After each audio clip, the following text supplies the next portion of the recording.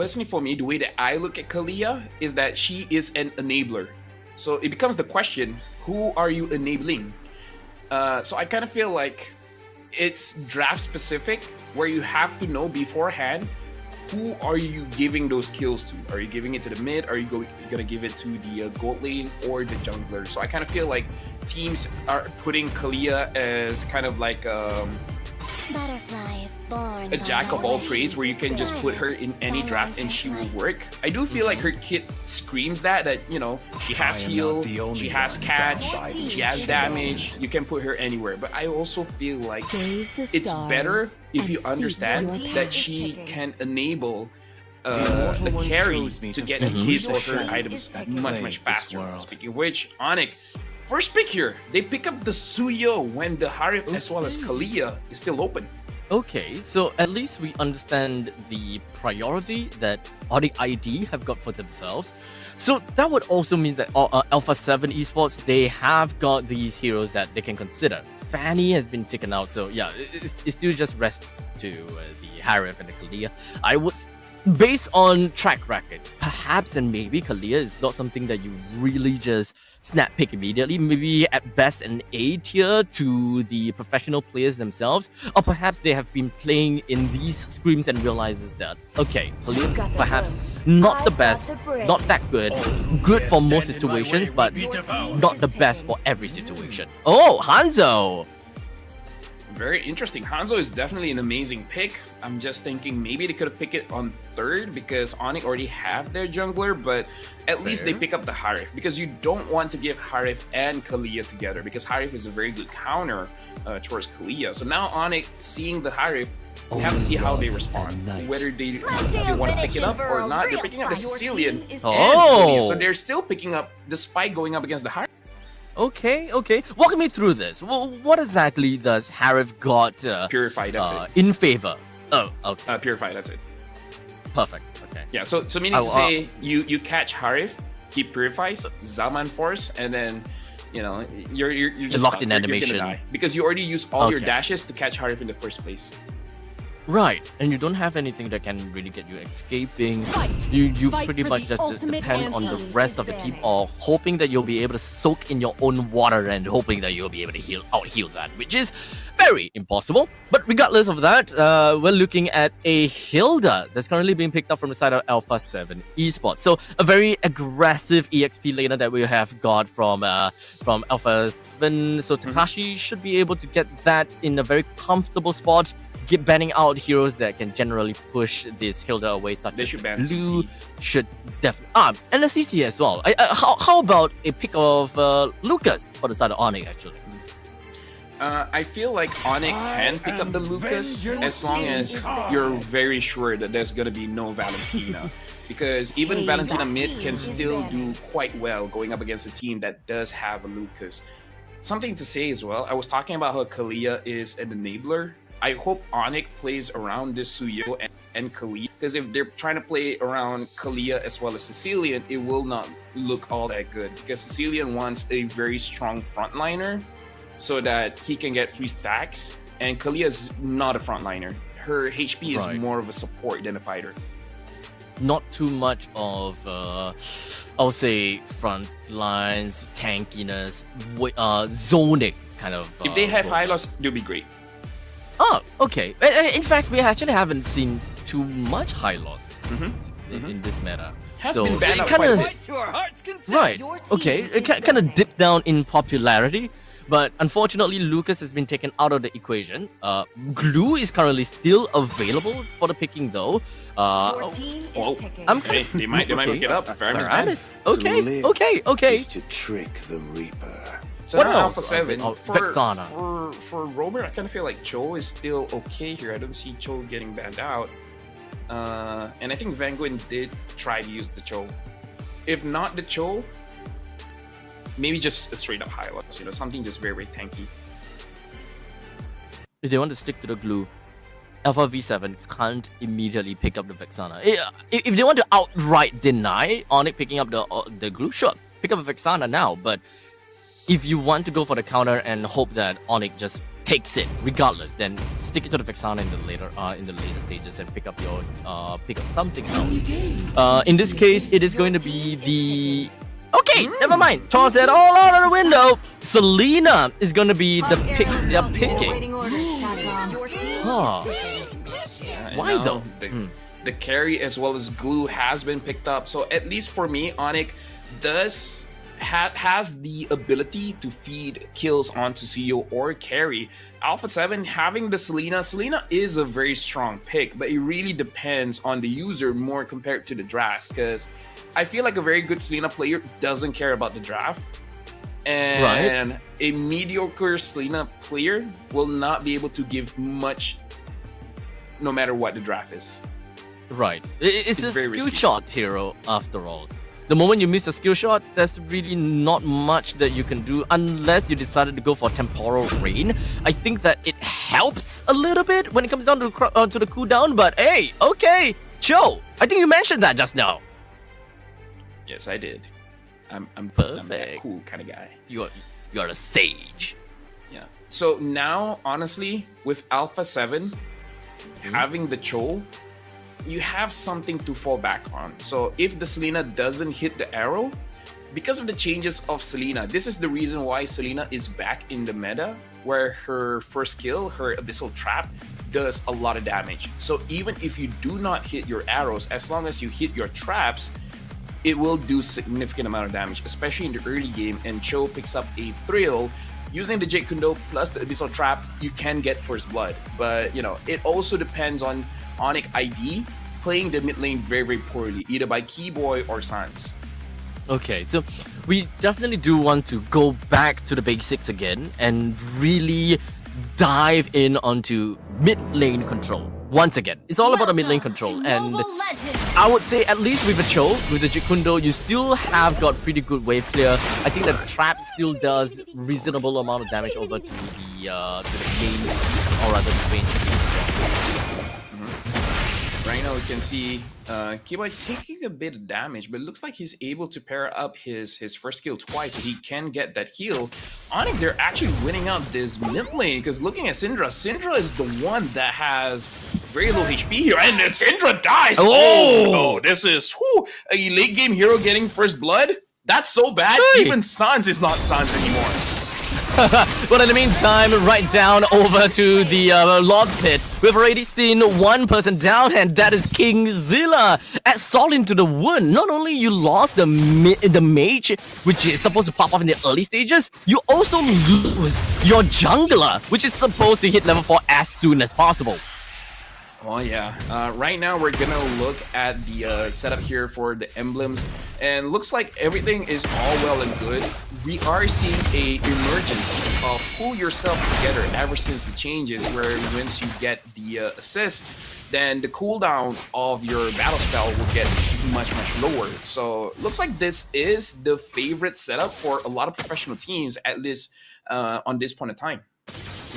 I mean, it does enable you, especially when it comes down to Flicker, right? It enables a lot of aggression or defensive capabilities. This is a jack of all trades of battle spell. You can really use that to massive amount of degrees, and I'm pretty sure that a lot of players, you guys would agree to that. So at least try that out in your ranked games, and you'll be like, hey, wait, as a Cho, I can actually flicker a lot more often, find a lot more opportunities to actually give my team a kill now. Oh, now Van Gwyn taking quite a lot of damage on Sans, and now Zamfero looks like nowhere for him to go. Is gonna get taken down by Kingzilla. And at this point, sure, ALPHA7 got a kill, but they're trading a turtle for it. So I'm not sure. Onic, even in the early stages of the game, they're winning big. Yeah, I mean, especially since they have already gotten like the mid lane kill as well as the jungler kill right off the bat. I think that this is not a situation that we've seen very often. And normally when it comes down to some of these early game heroes and early game roles being taken down this easily and this early, you naturally would just kind of think, okay, look, early game's over. Our early game's done. Let's look at our mid game. How do we kind of bounce back from this? Right now, looking at Onic, 3 minutes in, already 1,000 gold lead ahead. And again, they're the team that is... Oh, hold on. An engage going on to Kingzilla. And looks like he's going to get taken down so fast. Yep, quite a bit of a suplex. Kingzilla going down second time in a row. Definitely not great records for his books, but especially since the total will be coming out in about 60 seconds, he will be down for a lot of EXP, right? Kyrie is already at level 7. I think it's relatively fair to say that there should be about 2 level deficit by the time that the total eventually pops out. And looking at the situation here, I would like to believe it does seem like Onic, they're trying to enable Kyrie, especially looking at Severo not having the best time in lane going up against Gusta Lagusta. So I want to see more of Keyboy actually enabling Kyrie. But that being said, honestly, Suns is doing so good in mid. He's practically 1v2ing every single time I see someone ganking his lane. It just gives him free stacks. Yeah, and not only that, it is the gank in the middle lane, so that is also resources that has been taken out from ALPHA7 Esports roster. So definitely, we're starting to see a lot of gaps in the armors of ALPHA7. Kind of tough to play. So at this point in time, I'll say that the skill shots coming in from Selena will need to come in clutch in order for them to find these kind of massive openings and kind of flip that switch from Onic ID. Yeah, for sure. Onic right now definitely has, like, in my eyes, they can still make mistakes here because Gusta is still 0-0-1. I would say he can actually turn the game around. It's just that in the back of my mind, I'm always thinking of Suns. Like, even if everyone else fails, you know, as a Sicilian, as long as you just make sure you don't get hit, you should be fine. And then you can eventually 1v5. Not easy going up against a Hilda, but it's definitely still possible, especially once Suns has a Divine Glaive. Once the Divine Glaive is picked up, it's pretty much GG at that point. Yeah, he's got a great start, but in the meantime, there we go. It's gonna be the Tsunami Slam. It's just gonna be taking down onto Kakashi, while in the meantime, Ryota just gonna be cutting the lanes, or rather cutting the fight a little bit in between, making sure that Vanguard just doesn't have a proper way to fall back to the rest of ALPHA7 Esports. But in the meantime, Ryota actually was just putting himself right in the face of Gusta Lagusta. I thought that might be a bit of an overstaying his welcome, but at least he's still gonna be okay and not dead. I like the way that Keyboy didn't hesitate and use his Tsunami Slam to get Takashi closer to Severo so that Severo can get an easy kill. This helps Severo increase his farm to match up against Gusta Lagusta and maybe even get a lead. And while all that was happening, this is not good for ALPHA7 Esports. What just happened was that Kyrie 1v1 against Kingzilla when Kingzilla was taking his buff. He just came in, grabbed the kill. I'm not so sure if he got the buff as well, but this is not good. Hanzo is not supposed to win a 1v1, but still, you don't want to see that happening. And I think that is also not the first time. In fact, second time that Kingzilla has lost his buff, if the buff was actually lost again. So ALPHA7, they haven't really putting a lot of priorities in their jungle. As you can see, Kingzilla is all the way up to the northern side, while the rest of the teams from ALPHA7 is all the way down to the southern side. It's fair to say that yes, if you're trying to go for a little bit of split push and using your jungler to kind of watch out your own jungle without being too committal, I can see where that is coming from. But you gotta have to really get dividends, such as that turret there. So at least that's something. Yeah, and now we're starting to see the weakness of a Selena. We saw how much damage they were able to push against the mid lane turret, and it's because you can't clear the wave that fast. Hive doesn't clear that fast as well compared to a lot of other marksmen. So at this point, Onic, they just have to zone just a little bit, just enough for them not to be able to, and then they'll get some kind of chunk damage. And then at that point, Onic is just slowly scaling, where Severo as well as Sans is going to be too hard to do. Oh, Gusta going down to the Zaman Force, unfortunately dead within of his own sigil. And now the rest of the members from Onic just absolutely plowing through ALPHA7. This is kind of tough to watch. Oh yeah, it's tough to watch if you don't like Kalia. I like Kalia, so this is amazing to watch. Because Keyboy 006, he's doing it well, and I really like this pairing of Kalia pairing up with the carry. This is like the old Kaja carry combo where catch, kill, where no matter who you are, low HP, high HP, tank, mage, marksman, assassin, doesn't matter. The damage will be there. This is what I like about an enabler like Kalia going up against a short kill hero like the carry. Yeah, both of us at least is on the same page.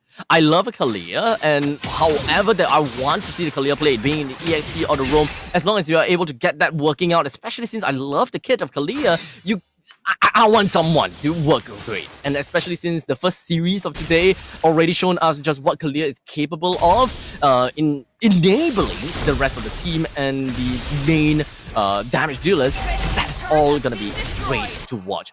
ALPHA7 though, they are at such a deficit right now, 7.7 thousand gold deficit at 9 minutes into the game. Definitely a lot tougher for them to work with, and especially since previously you did mention about that wave clear component. The only one that can positively wave clear well enough is really the Hanzo.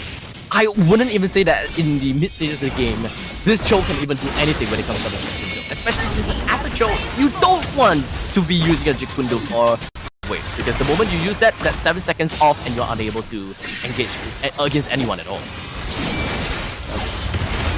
By the way, you said you want to see someone work out Kalia well tonight. Pause.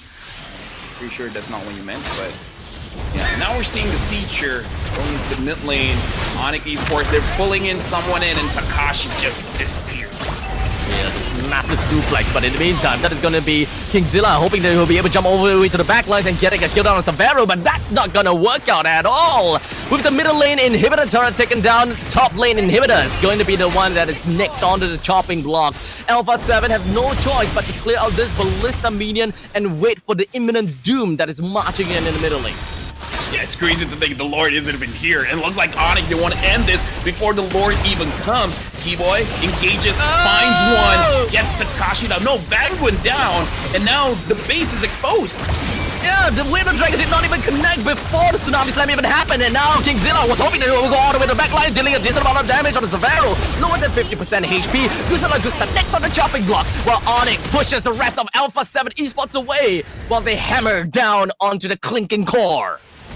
Onic Esports very cleanly taking down ALPHA7, and I think this game was over when the Selena died first blood, and not long after that, the Hanzo got taken down as well. At that point, what are you gonna do? Yeah, I absolutely agree. Your game plan with a Selena is that you have a massive damage output right at level 2. You want to make full use of that level 2 power spike to get some kills. It is a skill shot hero after all. So as long as you're able to land the Abyssal Arrow, then boom, you're gunning for it.